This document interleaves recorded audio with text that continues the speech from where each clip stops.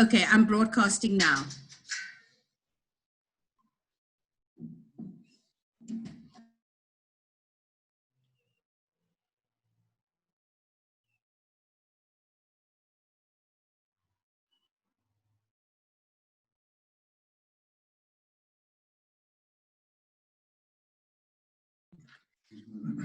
Hi, everyone, and welcome to our webinar. Thank you for joining the webinar on how to land the perfect job career series.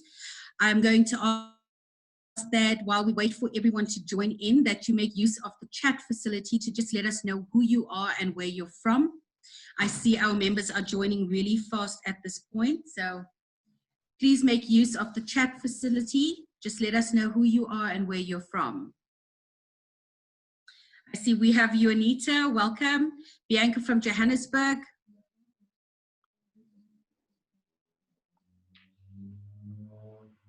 We have Tato from Johannesburg. Ursula from Cape Town. Tegan, Shanae from Pretoria. Okay, guys, I see we have quite a good number. I'm actually going to hand over to our presenter, but first I would just like to introduce Jackie to everyone. Jackie Pillay is an alumni of the Golden Key International Honours Society and a psychology honours graduate of the University of Pretoria. Her background in psychology provided a solid foundation for her to venture into the world of recruitment, where she went on to build an impressive track record of over 13 years. During this time, she has honed herself and her skills to the point that she is now recognized as a specialist in IT and the financial sector. She employs a holistic approach to recruitment by focusing not just on the employer requirements, but the candidate experience, organizational culture, and comprehensive job profiling. Over to you, Jackie. Hi, everybody. Thank you so much for joining us today. And yeah, let's start the webinar on how to land the perfect job, the career series. So today I'm taking you through the first section of this, which I'm calling the basic tools. So, you know, in that, the basic tools being your sort of CV, your career, your cover letter, and I'll go through the details of those. So just a little bit of an agenda. So we're going to look at how to identify the right role for you. So getting to know yourself and what you want out of a role, your cover letter, the do's and don'ts and ins and outs of that, and how to build your CV, yeah, put it together in the format. So yeah, let's get started. So how to identify the right role for you. So first of all, it seems pretty simple, but what do you want to do? So a lot of, well, I'm assuming a lot of people are probably university students. So, you know, what do you want to do with your life? What do you want to do with your career? What did you study? Are you an accounting graduate? Do you want to be an accountant, a financial manager? You know, that's something you need to think about for yourself. What is it that I want to do? And that'll obviously be the starting point for how to find the right role for you. The next thing is what interests you. So what are your competencies? Competencies are a collection of knowledge, skills, and attributes. And these are the type of things that you'll look at when you're going into your job search. So it's important to know what are your specific competencies and your skills and how you are going to use them in order to narrow down your job search. So, you know, it doesn't help just looking at something randomly. Look at something that interests you. From a recruiter perspective, we use competencies to match an individual to a specific role or a vacancy. So we use competencies throughout the recruitment process, from screening applications to the job interview, which is something that we will cover a little bit later on. So it's important for you to look at, as an individual, what are your competencies, and align your skills, your interests, and your motivators with the role or the vacancy that you're looking at. Then we need to look at, where do you want to work? So what kind of organization would you like to work for? And here it's very simple. You know, you're looking for a values fit. So when you're embarking on this recruitment process or this vacancy search, you want to look at, you know, what does an organization do? So you're doing research, finding out what they do, who are their clients, what is the company culture like, speak to other people in the market or other people that are working there and find out, do the organization's values align with your values, so that you know what you're looking for out of an organization. So it's pretty easy. You can think about these things, or there are tools you can use to help you determine what is sort of the right role for you. And here we move on to sort of the next section, which is getting to know yourself. So in order to find the right role, you need to consider obviously various criteria. So you'll look at what's available to you in the sense of what's available in the market, job-wise, and then what tools are available to help you find the right role.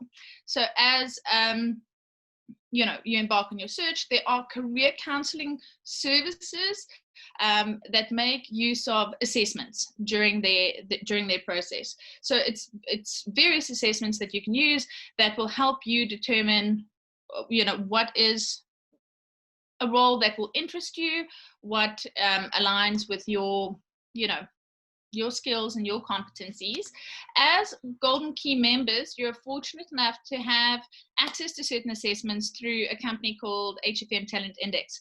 And one of the specific assessments that you could look at as a tool in order to help yourself find out what is the perfect role for you is an assessment called the Future Me. So Future Me is designed to help you with your career choices.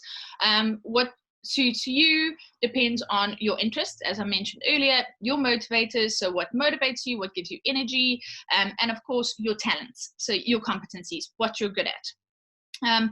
The Future Me will focus on so this assessment has different fields based on an optimal combination of these things. So your interests, your motivators, and your competencies, and, you know, which work areas you could work in.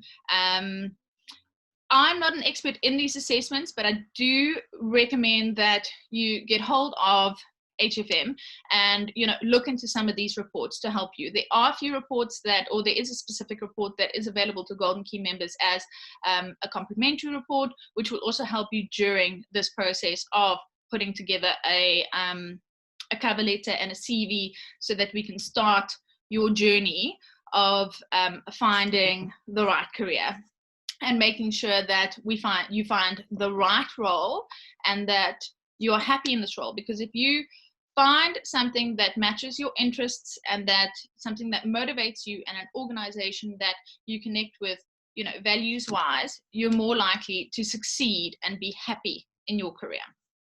So moving on to the next section. So the cover letter. The cover letter is a very valuable and useful tool in your search for your ideal role. So the purpose of a cover letter is to market yourself to a future employer. It's not just a random, you know, intro that you put out there. It's a very, very valuable tool. It's something that you're going to use to engage your reader with regards to a specific role. I'm talking about a targeted job search. So it's where you're looking at a specific organization that has a specific role that interests you, that you want to apply for. You're going to write a cover letter to that organization or that recruiter. You're going to take things that aren't necessarily on your CV or your resume. A cover letter shouldn't be a copy or a summary of your CV. This is an opportunity to connect with the hiring manager and show them who is the person behind the qualifications, who is the person behind the piece of paper, and what you can offer in terms of their specific need or vacancy. What is their requirements? So when putting together your cover letter, think of it in terms of, how do recruiters or hiring managers determine who gets the job? So there's basically 3 aspects. Obviously, there's a lot more, but I'm summarizing it. It's, can the individual do the job? So do you have the skills and the competencies to do the job? Are there shared values with the individual? And will this individual fit in with the team or organization? So the cultural fit. And if you're able to demonstrate these aspects in your cover letter, your chance of securing an interview will definitely be increased. So let's look at the do's and don'ts. So what to do on your cover letter and what not to do. So what to do is to tell the company what you can offer them. So again, I'm looking at a targeted job search. So where you've done research, you're looking at an organization and a role that you are interested in, and you can tell them, this is what I can offer you. This is the skills I have and the experience I have, and what I can offer you. You're talking about your skills and competencies again. And as I mentioned, it's a targeted job search. So you're doing research on the job and the company that you're applying for. And then please customize your job search. Your cover letter. Sorry, I just got a question now. How do I balance?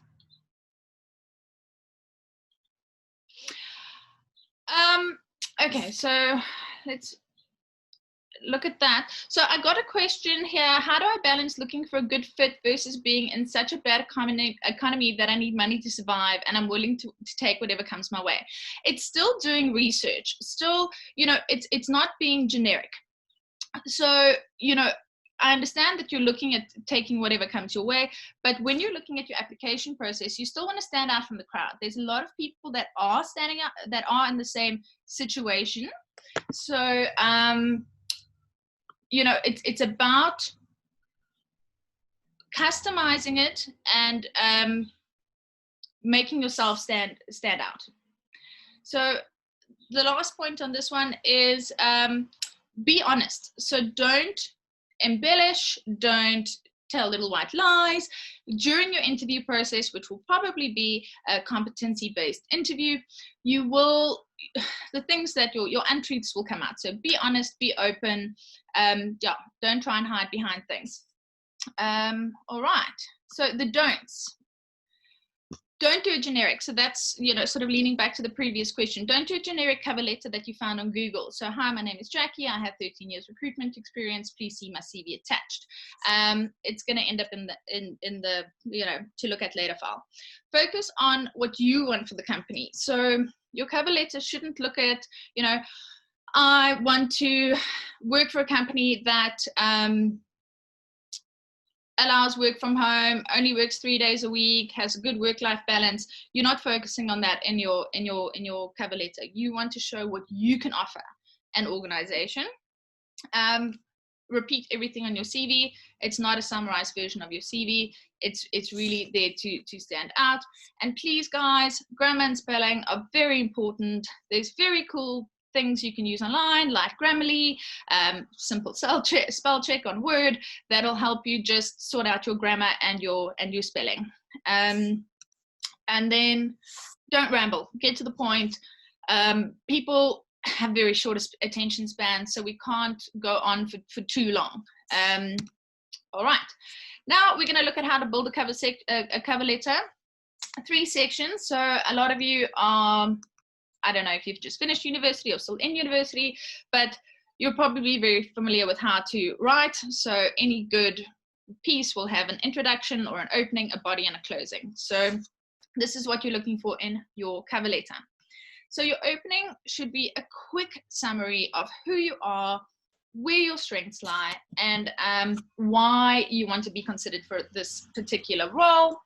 You need to be compelling, and you know, a lot of cover letters get cast aside because, you know, they're generic. So you want to be compelling, and you want to grab them at sort of hello, and stay on point. And in this section, you briefly want to highlight your competencies and skills, and how you would be a cultural fit for this organization. All right, so let's continue how to build our cover letter. So the body, so this is the juicy part of this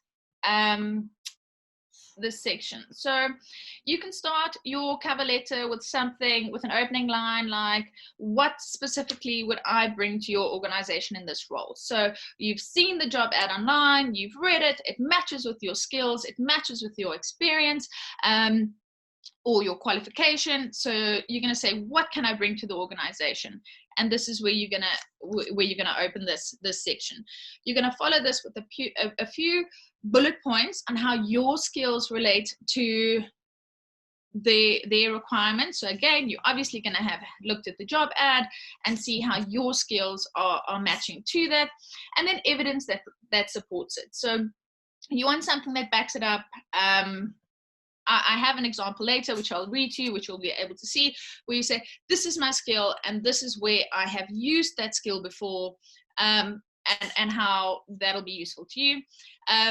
Yeah, so basically you want to say, here I am, and these are the reasons why I fit your vacancy. Again, and I've said this and I sound very repetitive, but you're going to do research on the company, on their culture, on their activities, and find out what their goals are, and explain and use this cover letter to explain why you can help them achieve those goals. And then the closing. So the closing is going to be used to just tie everything together. So a lot of cover letters have, great opening, very powerful body where you explain these are your strengths, and how your competencies are aligned with the competencies that they're looking for in their role, and then it just falls flat at the end. So you really need a powerful closing, something that's going to tie everything together. You want to show confidence and enthusiasm, but you don't want to be too aggressive or cliche. Avoid cliches like, I have, the required skills, or, you want to stay away from generic, cliches. Express gratitude, because obviously somebody is taking time to read this and to look at, your cover letter. And then ask for the interview, ask for time, ask for them to meet you. But again, don't be too aggressive. So the example I have for you, I just need to look here, is, all right. Oh, no, sorry, I've lost it. I need to go back one. All right. So my cover letter example here says, dear hiring manager, I was excited to see your job listing for the digital marketing position at Oxford Strategies on your website. As a dynamic email marketing specialist with over 5 years of professional experience, planning and executing market research, analyzing consumer data, and optimizing user experience to drive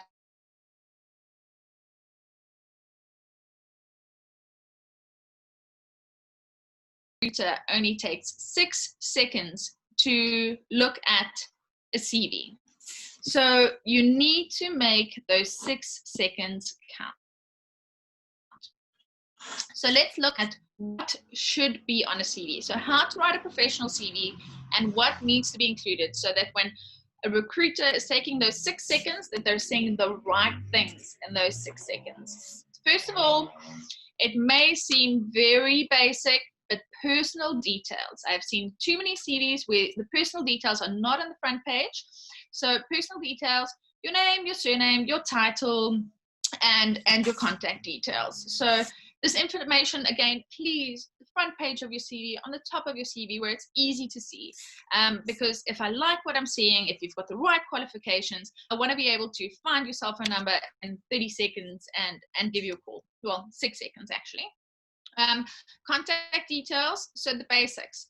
Cell phone number, email address, essential. You can put in a location, but you don't have to put in your physical address. So I don't need your whole physical address, where you live, house number, street number, etc.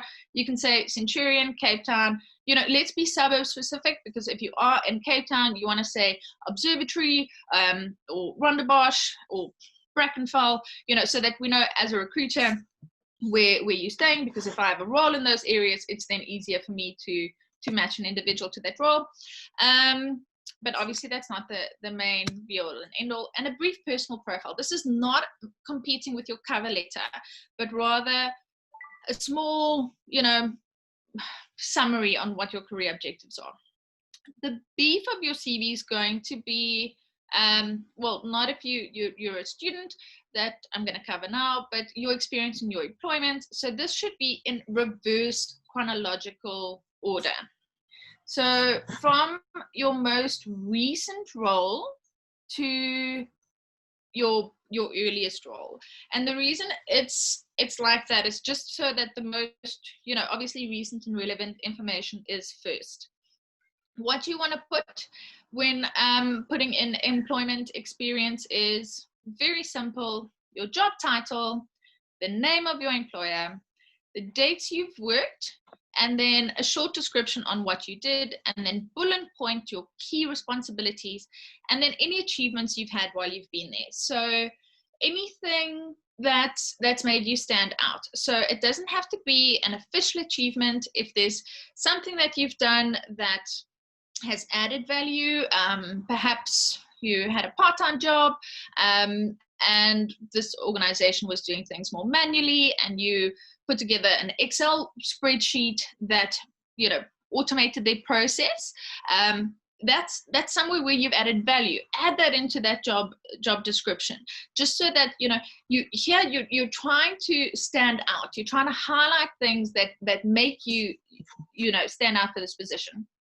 If you do have job experience, and obviously we are doing a targeted job search, you're going to look at the job that you are applying for, and then you're going to tailor it, your career history, or your duties rather, to highlight what's matching in the job description. So you're not gonna, like I said, be honest, but just highlight. So if they're looking for somebody that has business development skills or sales skills or that type of thing, you're going to highlight that, put it first so that people can see it.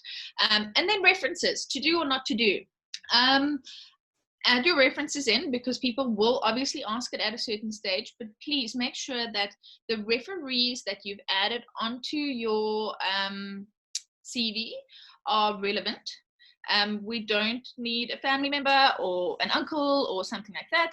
And then also make sure that your referees know that they are a referee, because chances are recruiters will sometimes call these people without discussing it with you first. So you need to inform people that they are indeed a referee. Okay, let me just go back here. All right. So what to include continued? Here we are going with obviously education, very important thing to add on to your CV. Again, it's going to be in reverse chronological order. So you're going to put your most recent experience first, and then you're going to sort of go from your honest degree down to your matric. Then additional information. So here's where also the students will grab some info. So additional things you're going to add onto your CV. Any awards that you've achieved. So if you have working experience and you were Employee of the Month, you're going to put it in there. Professional certifications. So if you've done your finance degree and you're a CASA, you're going to put that in there, obviously. Publications, have you finished your master's or your doctorate and you've been published? We want to see it. It makes your CV stand out, so add in that information. Professional affiliations, Golden Key members, please mention on your CV that you are a Golden Key member. Not everybody always does, but it's something that really can make you stand out from the crowd. Conferences, so if you've attended any conferences on any relevant sort of subjects to the field that you're going into, add it in. And then training and software skills, something that people take for granted nowadays, that everyone is pretty much computer proficient. List your software skills. So if you're in finance, I want to see that you can work on Pastel or Sage, etc. I've seen there's quite a few answers. I'll answer them after in the Q&A section, or questions rather. And then with regards to for students, as a student, what additional information can you add? volunteer experience. So while you're in university, have you volunteered anywhere? Put it in there. So this is where, again, so somebody asked earlier about what are you putting in your cover letter if you don't have job experience. This is where that comes in. So your volunteer experience. In your hobbies and interests, not necessarily any hobby, but say now, again, I'm reaching on the finance industry. If you're somebody that, and good to, that'll give you some sort of meat to build on your CV and as well as your cover letter. And then obviously your academic achievements. If you got 6 A's in matric, add it in there. If you got distinctions in your first year, add it in there. If you are Dean's Merit List, add it in. We want to see it. It adds value. So yeah, I think that just brings the additional information. Format, I'm going to go through the questions when we're done. So I see there's quite a few, but we'll go through that. So the format of your CV. So the basics here will be, it's not set in stone. So there's no specific design or no specific format that will make your CV look better than somebody else's. But from a recruiter perspective, somebody that's looked at CVs for a very, very long time, try and make it not too busy. So go for something, pleasing on the eye, that's not too busy, that doesn't distract from the information that you're trying to portray here. Then font choice, it's also something that you think, is this really something we need to discuss? But yes, try not to use those complicated fonts that, look fancy. I want to be able to read your CV clear and simple, something like, I think I'm using Century Gothic here, easy to read, looks professional, at a glance I can see what I need to. I don't need to go highlight your CV and change the font in order to be able to read it.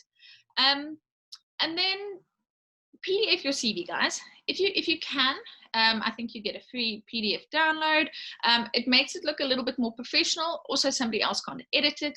And sometimes when you're opening a CV in Word, depending on if somebody else is using a different program or that type of thing, you might not be able, it might change the format and it won't look as great. But if you PDF it, it's going to stay exactly how you want to, and it'll look professional and nobody can edit it.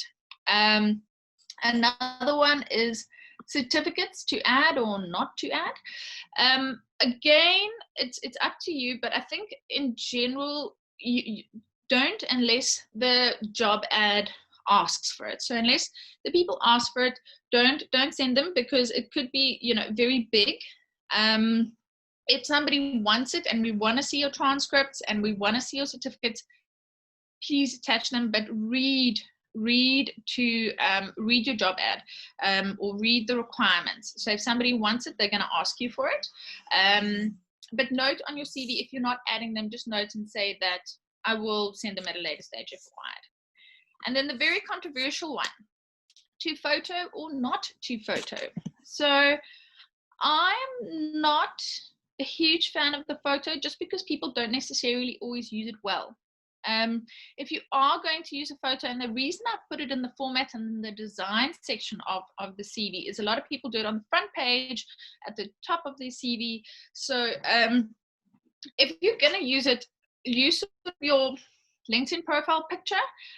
You want head and shoulders, so we don't want pictures of funny things in the background, or where you were at a wedding, you think you look cool in that suit, so you took a photo of it. No, if you're going to add a photo, try and do a professional photo, or just have somebody take a picture of you with a plain background, shoulders up, and that's all you need. But it's not something that's needed on a CV, unless again it is asked for. So yeah, I think that's the highlights on how to build the CV. I think we can go to the questions section now. I'm gonna try and answer as many as possible. So Tegan asked, what would be a sign that you've appeared too confident in a cover letter? I think it's not appearing too confident. It's more about being, so what I said is don't be aggressive. So be confident, but in your sort of closing section, don't demand like, you know, I'm available on Friday at 3 o'clock. What time can I come in? Type thing. You want to be confident, but don't try and be aggressive.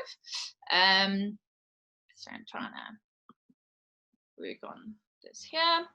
And then Chunani asked, how would you advise? So she's asking about how changing the, if you're applying for internships, not specific jobs. So again, if you're applying for an internship, you're applying at a specific organization. So it is still targeted. You're going to go do research on that organization. What are their values? When you're applying for an internship with an organization, they will be looking for certain things. So there will be some sort of structure or outline. If you're going for their finance internship, so there are going to be certain criteria that you're going to be looking for. So you can still put together a cover letter that is specific to an internship and not necessarily a job. So it doesn't necessarily have to be somebody that has applied for a job, but there will be an internship will still have an ad. It will still have specifications of what they're looking for, whether it's your qualification and that type of thing. Let's look. So I did touch on the references. So Corrine asked, should one include references on all work experience, or is it preferable just to list the 3 recent references? So I would say list the 3 most recent references and then say others are available on request. So if somebody cannot, you know, contact or get hold of a reference, make more available, but the most recent 3 references will do.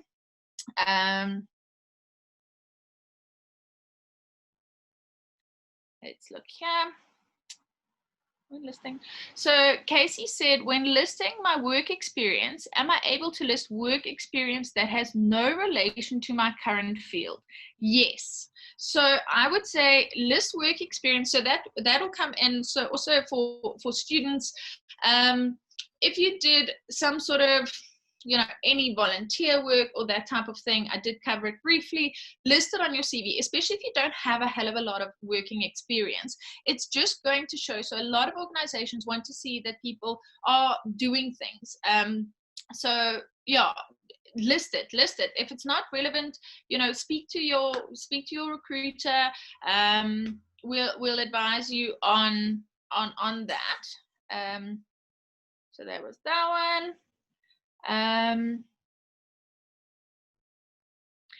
So Pierre asked, would both the CV and resume omit work experience irrelevant to the current job application? Example, waitering when applying for engineering. So I would say if you have a lot of working experience, or you've worked in the engineering field before, yes, then, you know, you can possibly omit it. But if you're a student that's just come out of university, then, you know, even waitering gives you, or not even, waitering gives you a lot of exposure. So there you're learning how to deal with people. So you're learning about people skills, you know, those type of things. So those type of roles, you can take the experience that you've got there and apply it to the role that you're experiencing for. So when I was a waiter, I was exposed to X, Y, and Z. You are looking for somebody that has this, and you try and relate the two to each other. If you don't have a lot of working experience, you can do that. Someone asked here, what can I write in my personal profile since I have no job experience? So then again, we're gonna pull back to your competencies, your skills, and your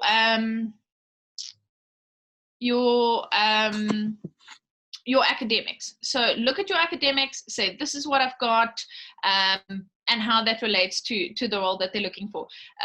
Again, like I said earlier, if you have no experience, you're not going to be applying for a role that's requiring 10 years experience. So you're going to put the two together and just trying to get through as many CVs as answers as possible.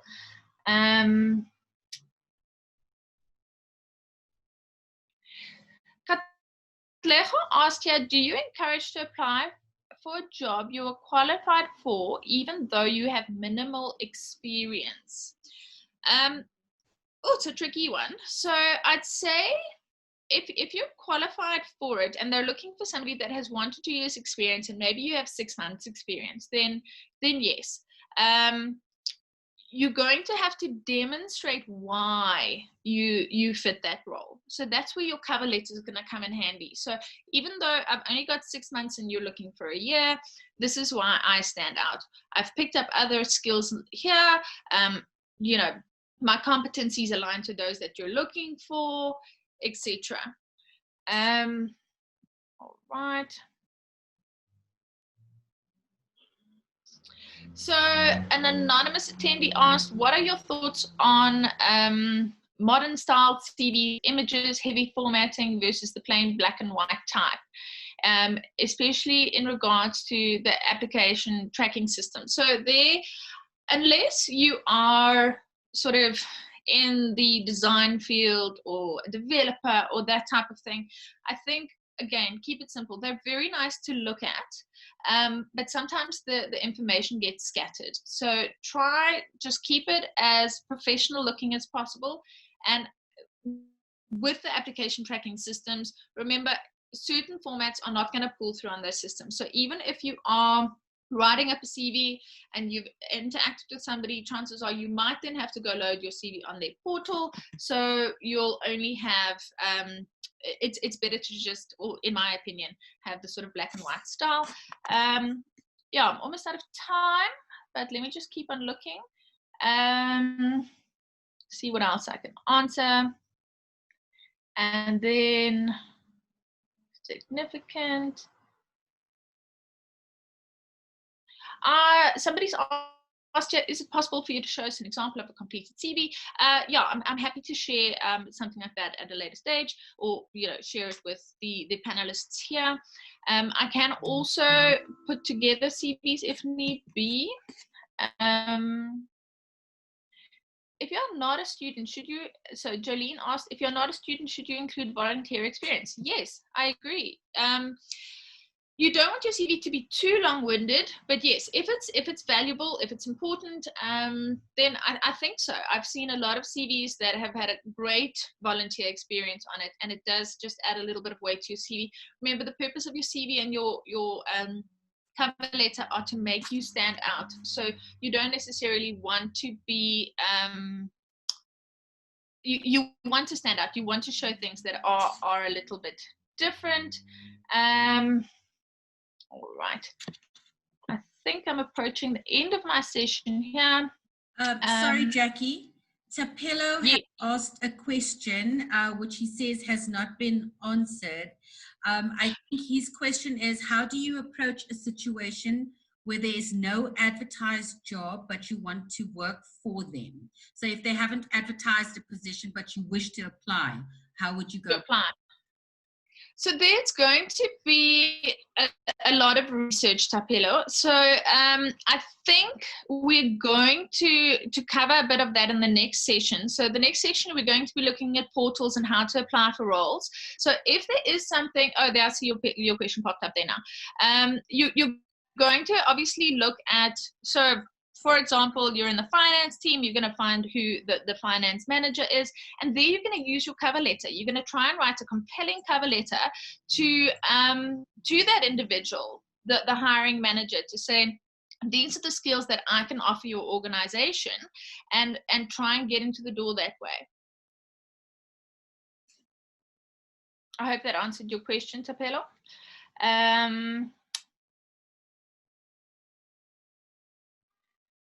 So yeah, there's a lot of questions here that I haven't necessarily been able to all get to.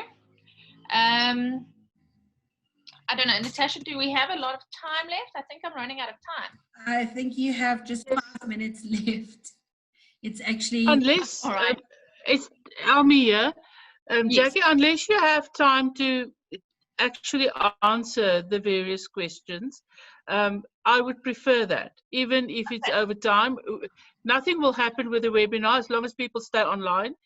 Yes, But I'm going to cap the questions then on the ones that we have on the screen, because otherwise it will be like open-ended.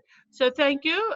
Let's go on, Jackie. Thank you very much for your generosity. 100%. Okay, so Jackie, it's yeah. Kamohelo's question that asks, when handling a portfolio for creative CVs, can you recommend the number of projects or drawings to show? So with creative CVs, I think if you can list as many as possible. So I can honestly say clients want to see what you're capable of, and they're not going to see that necessarily in 1 or 2 projects. So I would say, you know, your portfolio is going to be a link to maybe your Behance profile or something like that. So list them all. I would list more rather than less, because I can choose which one of your projects I open and look at. So you're going to send me a link to your portfolio. It's not going to kill your CV, because it's literally going to be a link to your portfolio. So as many as you want to. Okay, so let me try and see a few more. So is the greeting of "Dear Sir, Madam" in the cover letter sufficient, or should one try to find the name of the position of the recruiter? Good question.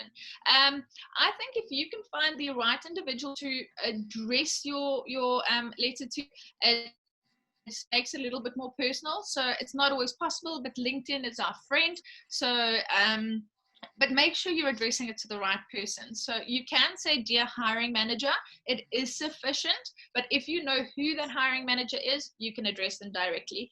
It will be great. Shani asked, on my Word CV, should I include all of my work experience, even though it may not be significant? For example, waitressing when I was studying, or part-time work at a bookshop. Yes. So from a recruiter perspective, it's good to see that, you know, everything that you don't have a hell of a lot of working experience. For me, that's been working for many years, more than 10 years. I probably wouldn't list my waitressing experience, but if you have 1 or 2 years experience, I'd list it. Like I mentioned earlier, waitressing, working at a bookshop, that type of thing. You learn valuable skills through working with people that you will be able to translate into another working environment, and you'll be able to use that in your interview. You'll be able to use that experience in your cover letter to translate your soft skills or your competencies. Someone here said, what are some IT courses or certificates that stand out to recruiters? It's very difficult to answer because it depends on the role. So I can't say that a certain course would be better. It depends on your line of work. So if you're a developer, it would be different. If you're in finance, it would be different. All right. What is your take on saying references available on request? That is 100% fine. Again, Tino asked that question. I'm fine with that. I think it's okay because you need to get people's permission. Again, some recruiters phone your references before they've chatted with you, so that's 100% fine, as long as you have the references and you are willing to share them with us. Shanice, how far back do you go in terms of years when including achievements from the perspective of a graduate and a professional? A graduate, I'd go, you know, high school, I'd add it in there. Your degree or your honors degree, and you had some great achievements in high school, I would add it in. A professional, I'd go as far back as my tertiary qualification or my tertiary education. So I like seeing those type of things on CV, so that's fine. Dominique said, how do I determine my transferable skills? How experienced in these do I need to be as I'm just a graduate? Sure, that's a heavy question. So your skills are and your competencies are what you're good at. So there are definitely things that as a graduate you are able to transfer into a working environment. So you've worked on projects. Are you a good communicator? Are you somebody that takes the lead? Those are skills that can be transferred into the working experience. You need to sit and think. And like I said in the beginning of the presentation, there are other tools that will help you identify your competencies and skills that you can then translate into the working environment and into your cover letter and into your CV. So it's not necessarily something that just comes from working experience. Someone also here asked something about references, but I've already answered that. Letang said, is it worth, I lost that one now, sorry, need to go back up here. Letang said, is it worth a try or waste of time for international students to apply for jobs that sometimes put a minimum requirement that one should be a South African citizen? Unfortunately, it's also again hard to answer, but sometimes if it is a requirement that it is a South African citizen, you can try. If you have a critical skills visa, you can definitely get in touch with the recruiter and ask them, because some people it is a no. Other organizations will look at international students because there are certain skills that are very difficult to fill. So yeah, definitely worth a try getting in touch with someone. Then sorry. Okay, I answered Pello. Then another attendee said, if there's a new CV, you took time off to have children, would you mention it on the CV or leave it off completely? Please mention it. Please mention any gaps. Fill in the gaps, keep them open. Don't just keep it open. Don't leave us guessing where you were for a year and a half or 3 years. It doesn't have to be long-winded. You don't have to give me your whole life story. You can just say March 2010 to April 2013, took time off to stay at home, be a stay-at-home mom. Very simple. But yes, I want to see it. Colleen said, when listing working experience, is it advisable to list the duties or best to briefly summarize what your duties entail? I think list your duties. So give me, when I started in recruitment, somebody said to me, spell it out as if you're speaking to somebody who has no idea what you're doing. When it comes to a CV, I sometimes feel a little bit more explanation is better. So spell it out as if you're speaking to somebody that has no clue what you're doing. My personal preference.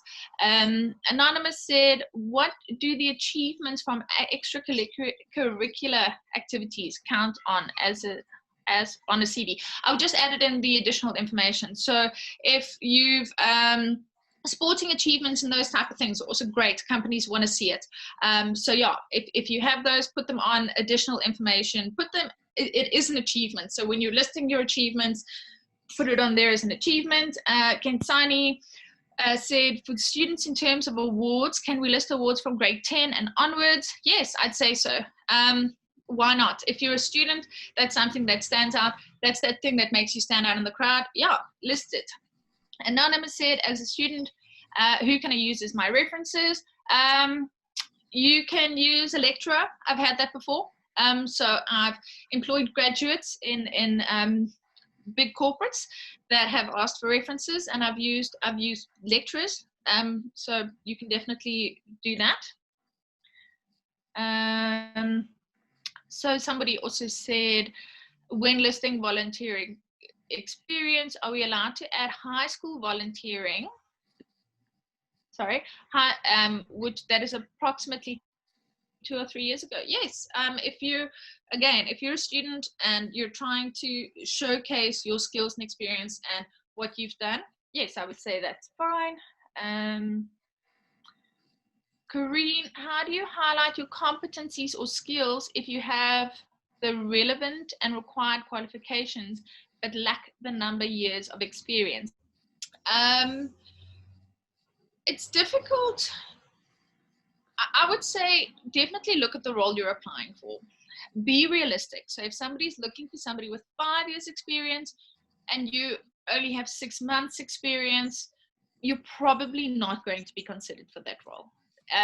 If somebody's looking for 1 to 2 years experience and you have 6 months experience, look at what you can offer. Again, that's what I said in the beginning. Look at what you can offer the organization. So look at your competencies, look at your skills. If they're looking for somebody with leadership ability, and you have that type of skill, and you can show it. So you can say, I was part of these projects and I took the lead and our team, won.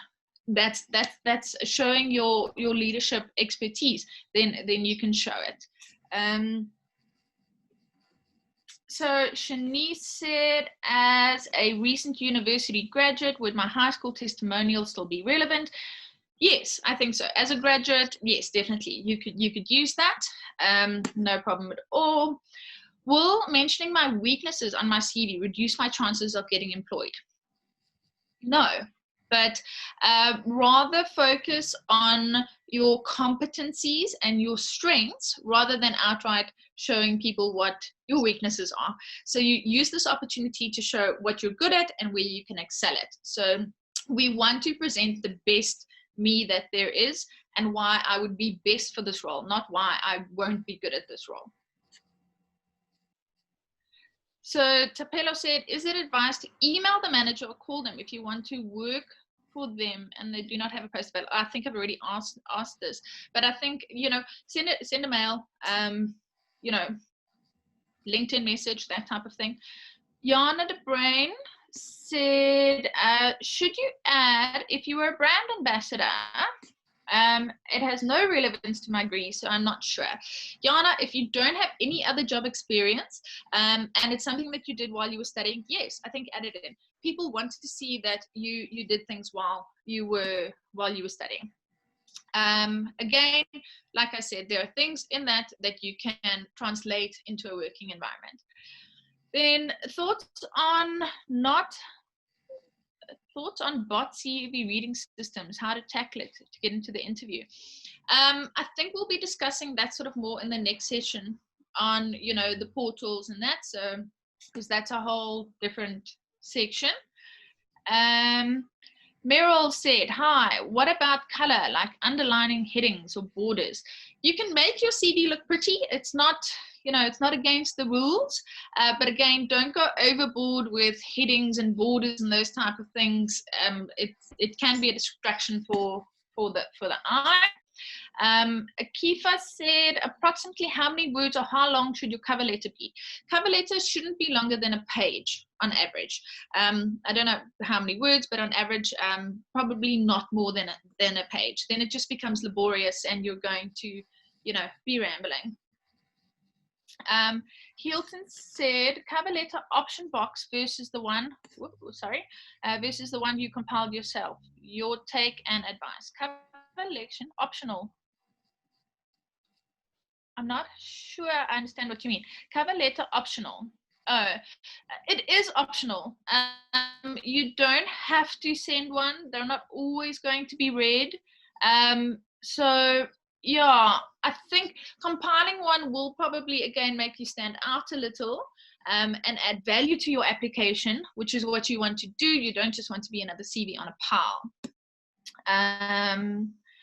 When applying for a job via email, should your cover letter be part of your email message or attached as a PDF file? I think your cover letter, it could be probably as part of the email body. So they're probably going to read the email body before they open the PDF file. So add it in there, to be honest. And then Megan said, are Udemy courses valuable to add? Yes, add them. It shows that you're taking time to improve your skills. Londiwe said, if you do not have any work experience as a graduate, who do you add as a reference? So I've addressed that one earlier. You can definitely add any lecturers or those type of things. Okay, so Jackie, I do see that people do not stop asking questions. I think many of these questions actually talk about what about no work experience? What about the fact that I don't have references? Should I include that I have a driver's license? Should I include that I have done unrelated things? And the question to those that you responded to is yes, put Yes. everything in. Yes. And if you don't have work experience, even better if you add in your informal kind of work experience, Exactly. as you've mentioned. And then let me just quickly glance through this. I think you have touched on most. The more simple the layout of the CV, the better. Black and white is better. Can you apply for the job if you don't meet all the requirements? Obviously, yes, you can, but your chances will be lower because it's a competitive process. And then if I look at most of these, I think you have responded to almost all of them. I will recommend that everybody that still has outstanding questions, that you please join our next session, session 2 of the series, which is next Wednesday. And Jackie is also going to be the host. And we can make sure that we cover all these questions. Because we do want to respond to questions, but people also need to understand that they have to start listening from the beginning, because we have questions that's a repeat of what we've already addressed. Yeah. But with that said, I'm going to hand over to Natasha now. And from my side, thank you very much, Jackie. It was very informative. I also learned things, and I'm not a much for that. And Natasha, I'm handing back to you. Okay, thank you, Almi. I firstly just want to thank everyone for your attendance, and also make you aware that if your question has not been answered and you still want to find out a little more, we are posting the video on YouTube. So if you visit YouTube and go to the Golden Key Southern Africa page or channel on YouTube, you will find this video. It should be uploaded by tomorrow. So if you still have any unanswered questions and want to watch Jackie's presentation, you can then watch it on YouTube. And I just want to say thank you very much to Jackie Pillay for your presentation, and to those who are still online. If you wish to learn more on how to land your perfect job, please join us next Wednesday, the same time slot. You will receive a link to join the webinar. So maybe we will see most of you again next week. Thank you very much. Thank you very much. It was great. Okay, thank you, and bye-bye. Thanks, hey. Bye.